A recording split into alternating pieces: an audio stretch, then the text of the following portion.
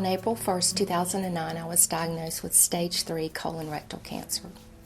I was diagnosed January 2011 with Hodgkin's lymphoma. In February 2009, I was diagnosed with breast cancer. In 2002, I was diagnosed with melanoma. In 2006, I was diagnosed with colorectal cancer. I am now awaiting surgery at Duke next month because the concern is that I now also have thyroid cancer. Welcome to Beginnings, a program about the founding of Women of Hope. You know, very often an organization such as Women of Hope begins when something personal happens to you. And that's exactly the way Women of Hope started. When we received a call from our daughter in August of 2009 that she had received a cancer diagnosis. Kelly being only 32 at the time, you know, we tried to talk with her about what we may need to do. And after the conversation, I cried. A little later, I cried some more. But what did Kelly do? She inspired us. So I'm Kelly Barnes, and I'm a breast cancer survivor. I was diagnosed with breast cancer in August of 2009. I had a little history beforehand and wasn't sure if what I was feeling was scar tissue from a previous surgery or if it was something new. And so my new doctor decided to send me for an ultrasound just to be sure. And when I went for the ultrasound, they said, oh, well, we'd like to do a mammogram and then an ultrasound. So that day I was treated to both. And the radiologist who did the biopsy came in and said, do you have a good support system? Do you have a lot of friends in the area? I know you said your family's out of town. And I just thought she was making this great conversation. She was, really nice. And she said, well, I'm asking you this because I'm 99% sure the biopsy I just did is cancerous. In fact, I'm off tomorrow, but I'm going to come in and look at these results personally and give you a call.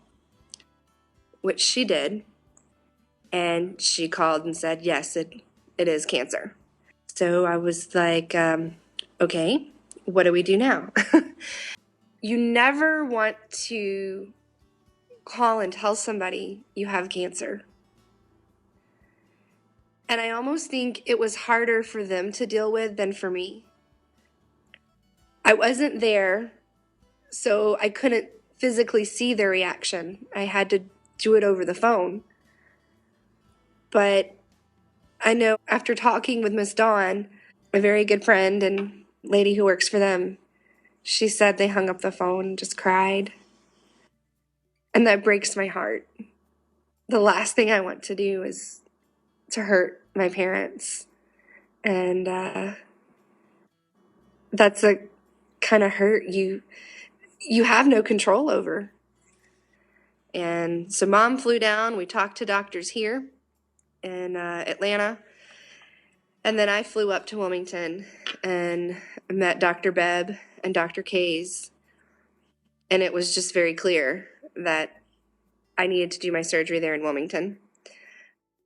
I thought that my role would be primarily that of a friend in the medical field who would provide information, but as the Lord would have it, Kenny and Elizabeth and Kelly thought they would like to have her treatment up here to be treated by people that they knew, and also so that Kelly would be near where she could recover at home in the tender care of Kenny and Elizabeth. At the time of surgery, of course, we only had the sample. We didn't know the whole story of her breast cancer, but obviously we gained more information. So when we removed the breast, we actually put a little dye into the breast that allows us to find the first lymph node that drains the breast.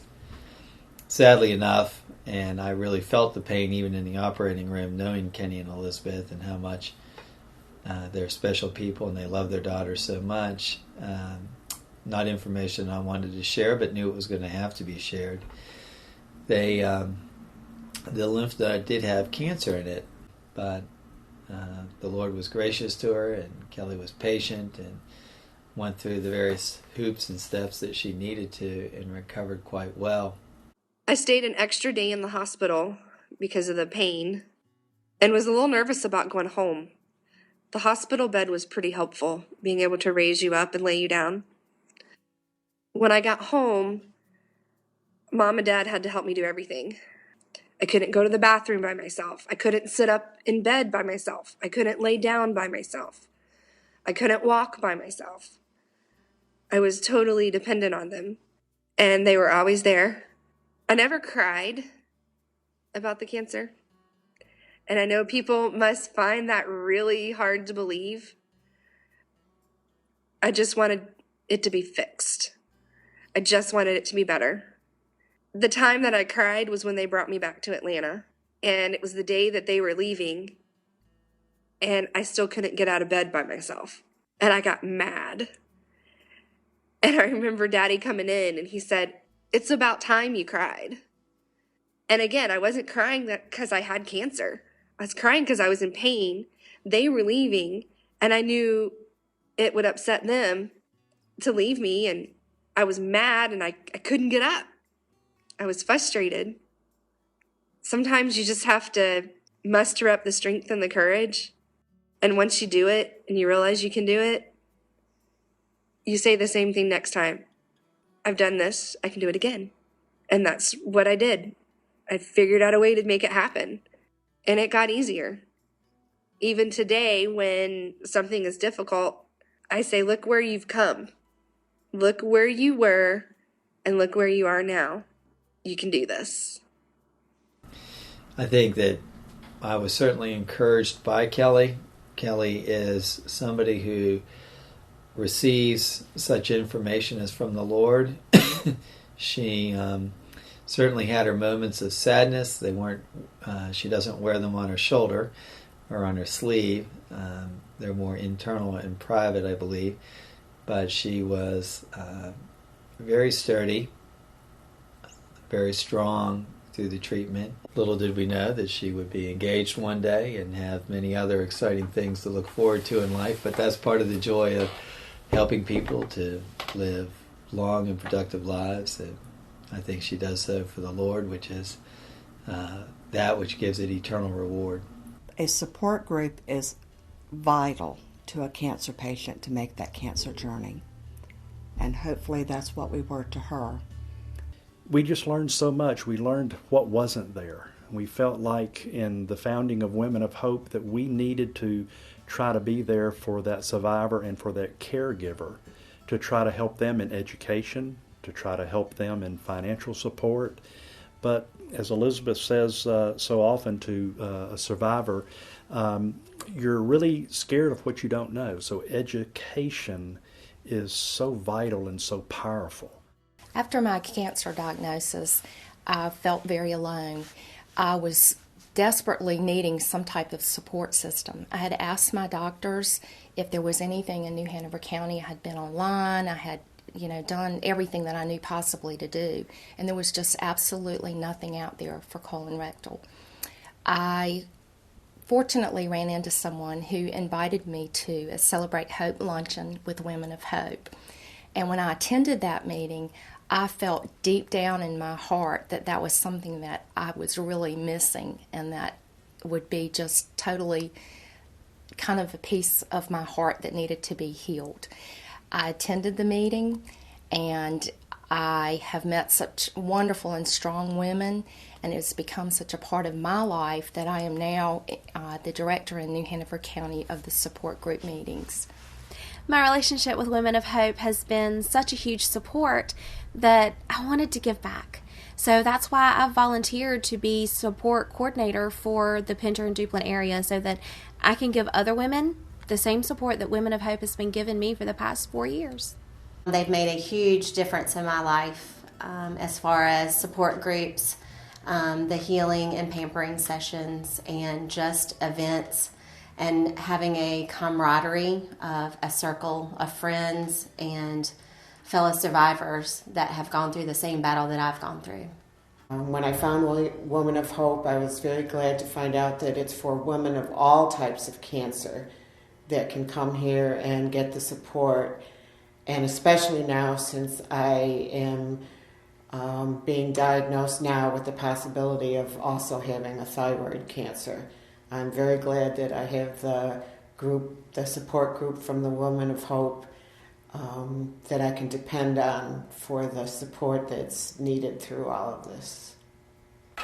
In a world where families are spread across the country and where there are financial pressures to various medical diagnoses, a number of needs arise. Not everybody has the family support, not everybody has a connected church community or a group of individuals that will pour into their life at a time of need. And Women of Hope does step into that. You just can't replace somebody saying, yes, we've been through this with my daughter. And that raises a lot of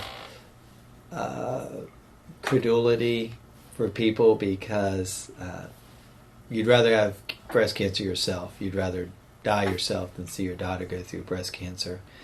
And so I think when somebody else hears that, hey, here you are fighting the battle and you went through this with your own daughter, there is a willingness to listen, and the patients seek Kenny and Elizabeth out for that.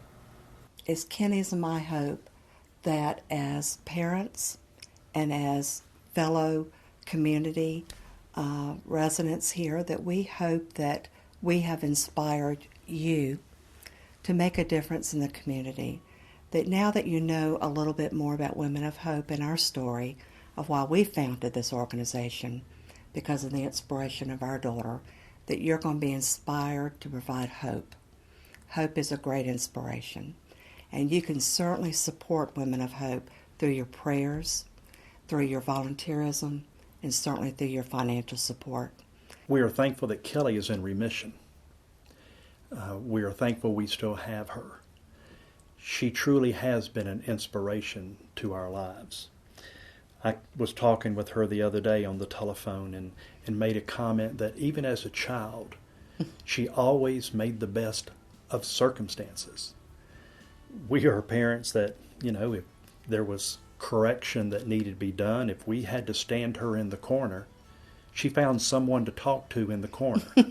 And she was always someone that just made the best of everything. She always is laughing. She always is an inspiration. And we welcome you always to call to attend any of our fundraising opportunities, and to please refer us to your family and to friends who might need our services. Thank you, and God bless.